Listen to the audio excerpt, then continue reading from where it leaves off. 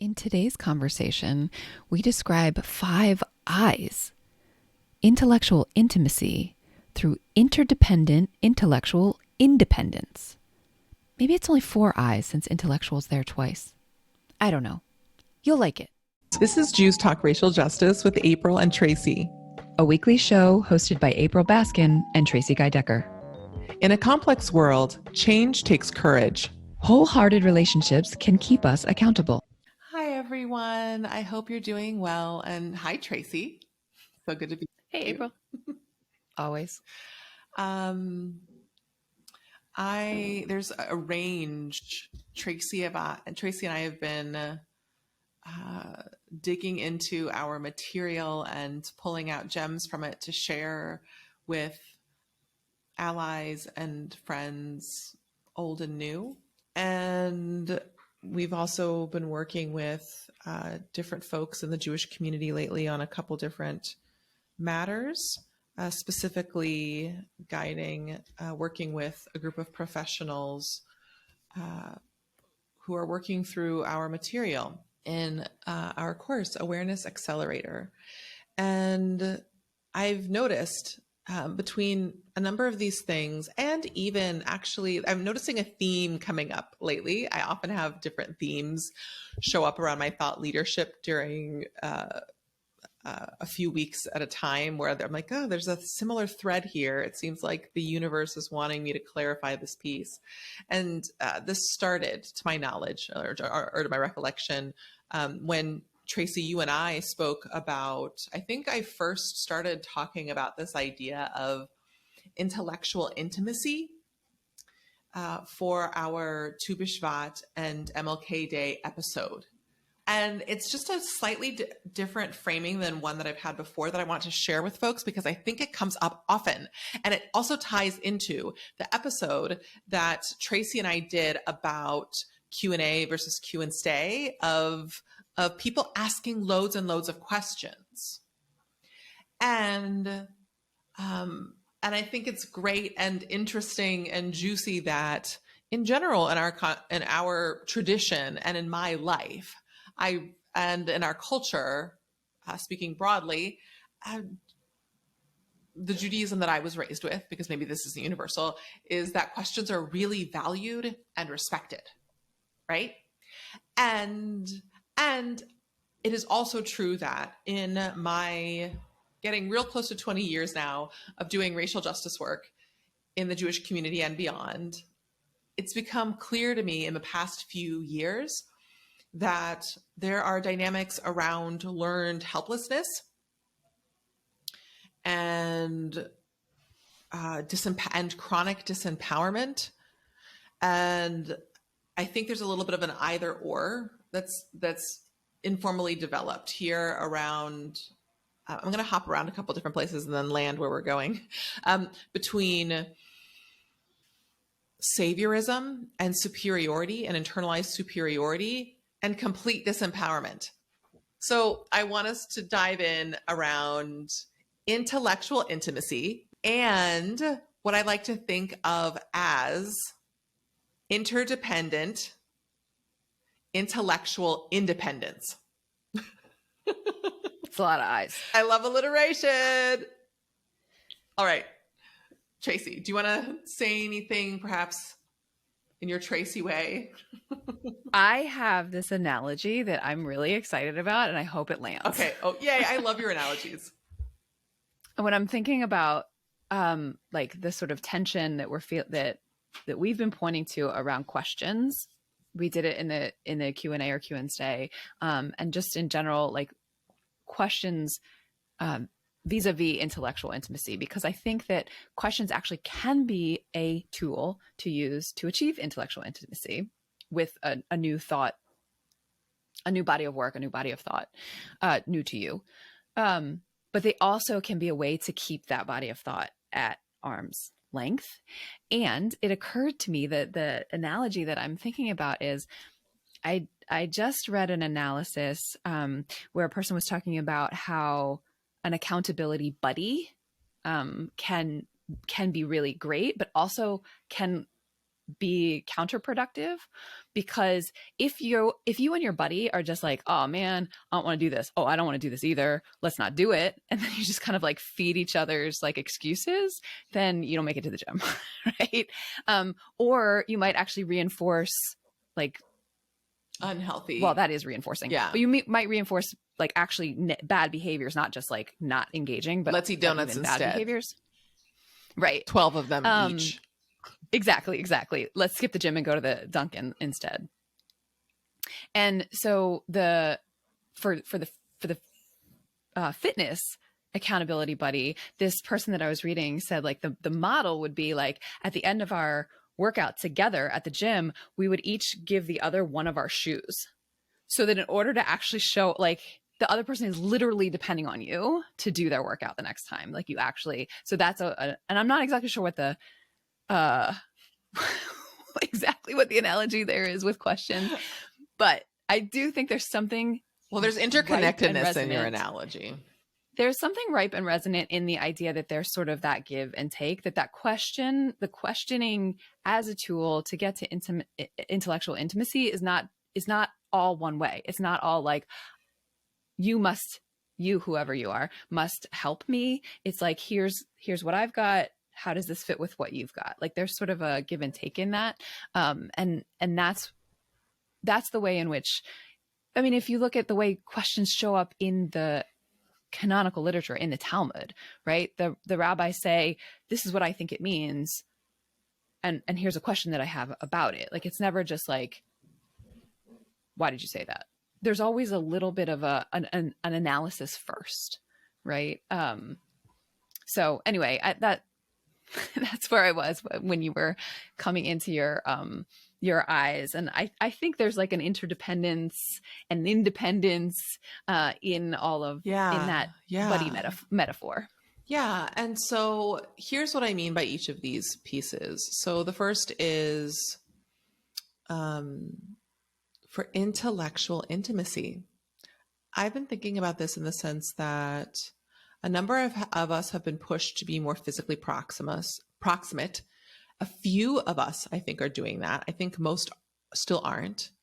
And so what I would say, I'll just cut, there's lots of analysis I could give here, but I'm really feeling called and directed internally to just keep this short and pithy, right? And pack a powerful punch. So what I would say right now is that I think that intellectual intimacy is the frontier of, or an element of the frontier or the leading edge of potent transformative racial justice work. And what that looks like is what actually, and some of you take us up on it, so shout out to the folks who are listening who do it, and also cool if you don't, but every week when we share an episode, after we've recorded it, we produce reflection questions for our listeners if they want to look over the questions and think about and chew on the material. And so to me, intellectual intimacy can look like different things, but primarily the way I'm thinking of it is, instead of you asking questions and still being detached, you ingesting the material and letting it percolate through your mind and through specifically the truth and knowledge as you have it of your living, your life. So not just your theoretical thoughts about something, which is internal, but it's still distance, but in your life, in the relationships within which you navigate, in the professional context within which you live, in the societal dynamics you experience in day to day. How does what you're learning jive with what you know? And the approach that Tracie and I have in awareness and in a range of the programs we do, not all of them, because this isn't the only step or the destination, but a key step to me in almost any learning, and I think most educators would agree, and I think this is absolutely true in racial justice, and I think it's actually quite liberatory and contradicts intellectual segregation, is for you to show up and read the material, show up fully with your full attention, read or ingest or listen to the material, and then either respond to questions that the person asked you and write them down somewhere, type them, write them. I'm a big proponent of handwriting, but do whatever works for you. Paint it, dance it, whatever you need, but move through. And I really meant that. Like, it's also kind of funny, but like, I really do mean that. And think about, how is this true for you? How is this true for your parents? If it feels true to you, how do you feel about sharing this with other people? Does it still feel like you still need to work through it within yourself? And if so, what's there to work through? There are infinite questions, right? And so, you can see examples of some questions that we ask for our podcast. If you go back in my Instagram feed around the 10 Jewish values for advancing racial justice framework that I developed a couple years back around the high holidays into the fall, I would ask different questions. And so when you have an opportunity and a leader of color, a racial justice educator, especially if they're a person of color, asks you to consider questions, accept that sacred and transformative invitation. I'm still getting longer here, but what I'm saying is that, because I'm wanting to explain it more and help people understand, as I'm learning, actually, not only my personality, but actually part of my lineage, specifically my Native American lineage, I'm learning there's a real desire to reach across difference and help people to understand. But intellectual intimacy is a deep and liberatory contradiction to internalized white supremacy culture. So a number of us are reading books. And so I think this is where the value of book groups can come in handy. And specifically, I think it's best, and I've been practicing this for years and I've seen it work well and get results, not always immediately, but over time. I've watched my students over decades go through different learning experiences and be challenged and not fully clear what's happening. And not even that long, 2 years, 10 years, the full trajectory in the months and years that follow, noticing them being able to take more personal ownership over their role in racial justice. And that's the next piece of this. So I just want us to provide an intro to here, and then I'll let Tracie share any thoughts, then we'll draw this to a close. I feel it in my body. Okay. I believe that we collectively, individually and collectively, right now have immense untapped power and strength. And I want us to start to cultivate that power.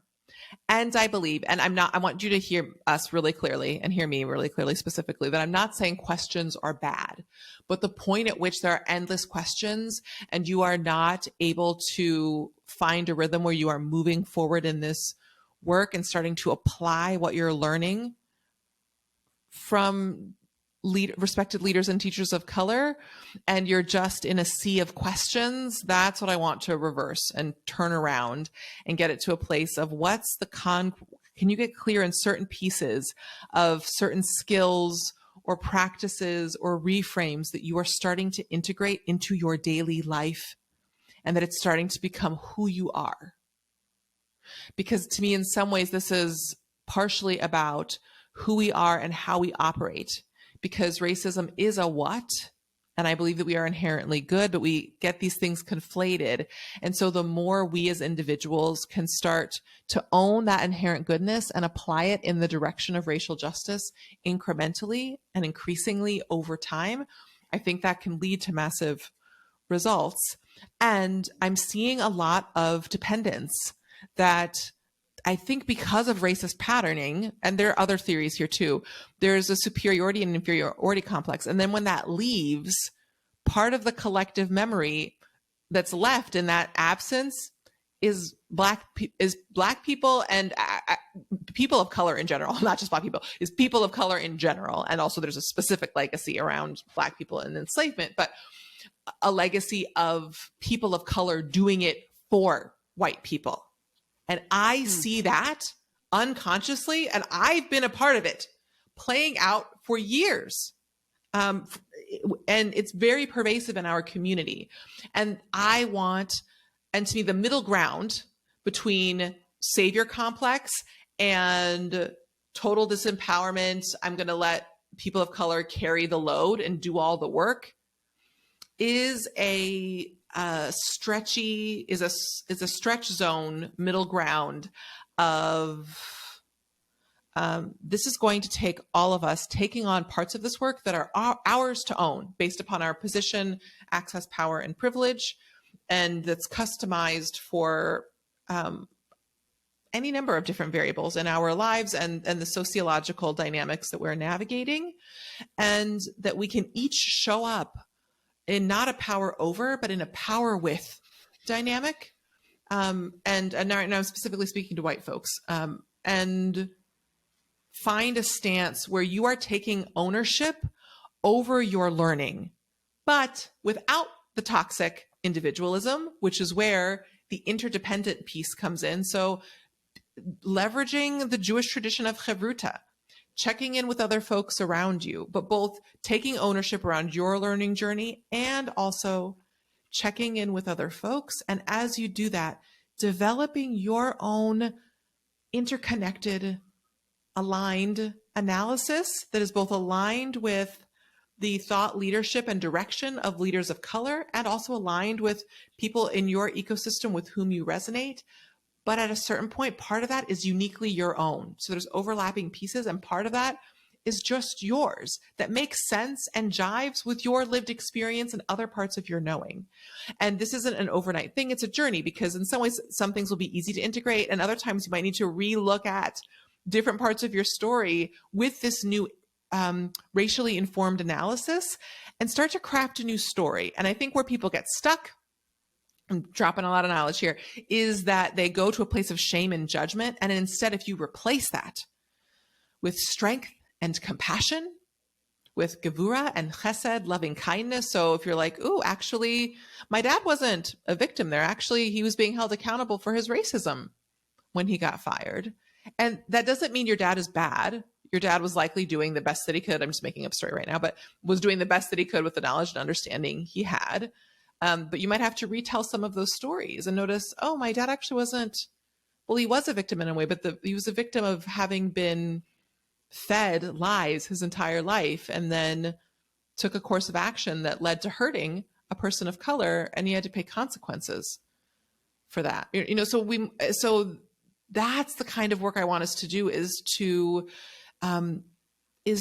filter these stories through our living and the stories of our lives, but do it with not from a carceral cancel culture, but from a place of compassion and dignity, and knowing that most of the time we in our own lives and all of those around us are doing the best we can with the knowledge and understanding we have, and at times do crappy things. But if we look back and see what happened to that person, often what they're doing made sense in some sphere, and they likely needed healing to not carry those survival strategies into a new space. But okay, I think that's it for me for right now. Tracie, do you want to add anything in before we start to draw to a close? That was all very, it was a little cerebral. I want to put, maybe if I can, another very specific component. I think sometimes, this is again like pulling on the questions and the learned helplessness. Mm-hmm. Sometimes we sort of pose a question and then we think we can't move forward until we get that answer. And that's a specific moment that I want to kind of shine a light on and say, actually, if we allow that stuckness, like that's a choice, and we can actually choose to sort of put that question on a shelf, or in a maybe a better metaphor, because I want us to be moving forward. Like we're on a bike and you can't balance if you're not moving. And so put that question into the saddlebag of the bike, or whatever the appropriate, like rest it on the handlebars, so that we can continue moving forward and like working on that balance. And eventually it will, either the answer will come, the question will dissipate, you will have a better way of answering. But to stand in stuckness because I have this question and I don't have an answer for it is actually an excuse to stop moving. And that can be in kind of heady intellectual ways, questions. It can also be in much more intimate sort of family dynamics, like what April was just describing. Like the question could be like, how could you say whatever in the kind of made up story that you were telling. Right. But either way, I think allowing it to make us stay stuck is a choice. And also I want to further clarify here, because I just realized, because we're thinking about it in a particular sort of way, although I think we're also both thinking about it differently, Tracie, but I want to clarify too, that in terms of becoming more, what did I say, interdependently, intellectually independent, and simultaneously independent and interdependent, refining the phrase here, is that some of the places where you're asking all these chronic questions, I think the replacement to that is not action. What I would say is in the metaphor that it is action, but it's not the action that a number of people are thinking of or wanting. To me, in Tracie's metaphor, when a person is riding the bike, the movement they are doing is, it can look like a few different things, but it's more like steadily incorporating racial justice, more racial justice into micro movements throughout one's day. It's not immediately jumping in or rushing to do a campaign. That takes years of knowledge and deep relationship and lots of things. And so if you're having some stuckness within your organization, I think an effort in the direction of that's more helpful is, if you want to take some external action, is to think about and ask questions around, are there other places within our organization where we can bring a racial equity lens? We have multiple questions that have come up. Let's identify some books that we think may help us get to some answers, or identify some speakers that can help us to have, who can share some frameworks with us to think through some of these pieces. Well, thank you for that clarification, because my bike, I definitely meant, I was thinking of intellectual movement, not like rushing out to save the day policy or program. End racism in 24 hours. Right. No, I was actually thinking of the intellectual stuckness that people get, so that they then disengage with thinking about it altogether. That's the movement that I was thinking of, and allow themselves to stand still in terms of learning. I'm going to come back to one of our traditions metaphors that I've shared on the podcast before, which is this story where the student comes to the rabbi and said, like, very proud and performative, "Hey, Rabbi, I've read the Talmud 3 times. I've been through the Talmud 3 times." And the question in response was, "That's very nice, but how many times has the Talmud been through you?" And I think exactly. That's exactly telegraphs the kind of intellectual intimacy that you're talking about. So it's not just like, yeah, I follow Ibram Kendi on Twitter. Like, that's great. That's great. I do too. But like, how are you actually working to integrate Ibram Kendi's thought leadership into your thoughts and your actions and the stories of your life? So how has Ibram X Kendi's following him on Twitter, as Tracie says, or reading a couple of his books, how has that shifted your understanding of parts of your own story or the nature of different relationships? And it doesn't have to be massive or a specific valiant action, but how are you understanding your world differently? And in what ways have you, on autopilot or potentially more likely intentionally, made that matter and be of consequence in meaningful ways?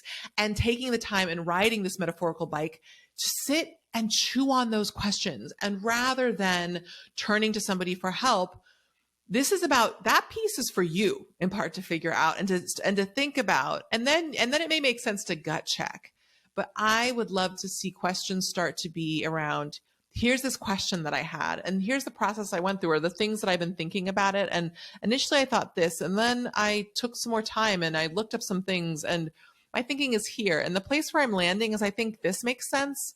But April, knowledgeable person in this, Tracie, I wanted to gut check. Is my thinking here, because it feels very personal to me, which at times can be a very good sign, because that means it's real and it's likely lasting, because it's relevant in your life. And I was thinking that it might make sense to support different initiatives that brings safety into the organization. And I know it's important to support the leadership of people of color. So I thought I might be a conduit and reach out to a few folks and see if if there's somebody in my orbit or somebody I could reach out to who is looking to do this and I could leverage my access. But I wanted to make sure I'm not crossing any lines here, right? Like that's a very different place than, I don't know how to make how do you make Black people feel safe in the workplace? That's a perfect example. That's a perfect example. And I think that clearly displays like what I was talking about the give and take in terms of the accountability buddy, and not just like give it to me, but here's what I got. How does this look? How can we iterate, refine? Yeah. Yeah. And stay humble. Nice. And keep going. Amen, sister. All right.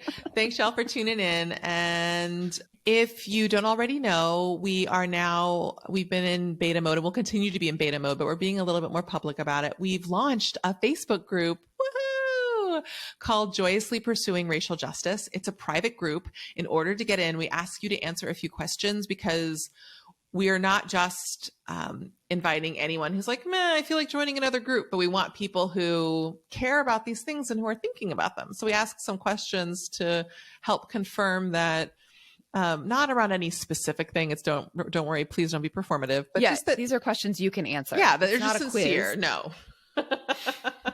But we just want to make sure that if someone's like, nah, actually like lollipops and my obsession with lollipops is pretty much my whole life. I was just curious. This is not the group for them. It's for people who care about this in some way. We not only share content from this podcast and break it down and make it more digestible and consumable and integratable in your life, but we are also sharing a lot of content around joy and racial justice more broadly, and anchoring it in some of the thought leadership we've already developed to create essentially, quite honestly, and this is also in a video I made in the portal itself, but I feel really proud of the fact that of a few of the different ideas Tracie and I have in terms of the future of our business, we took one that we planned on being offering that people would have to pay for, and are essentially providing it to our people for free. And also giving folks other opportunities to join in and other learning opportunities. And part of the value is all of you. So the people, like 100%. It's a community where you can interact with April and myself, and also with one another and other people who like care and think about this a lot. And especially in pandemic. I mean, always we need to counter the isolation that comes with this work, but especially in pandemic, I'm really finding it as a balm, if you will. Yeah. And it's also a place and space, which is what we intended it to be among a number of different things, where everyone has an opportunity on a daily basis to practice in bite-sized portions, intellectual intimacy with racial justice, with joyous justice and racial justice content, and with each other. Mm-hmm. Interdependent intellectual independence. Yes, exactly. Yay! For the 5 eyes, in addition to the other eyes we have. All right, take care. Thanks for tuning in. Our show's theme music was composed by Elliot Hammer. You can find this track and other beats on Instagram at Elliot Hammer. If this episode resonated with you, please share it and subscribe. To join the conversation, visit JewsTalkRacialJustice.com, where you can send us a question or suggestion, access our show notes, and learn more about our team. Take care until next time, and stay humble and keep going.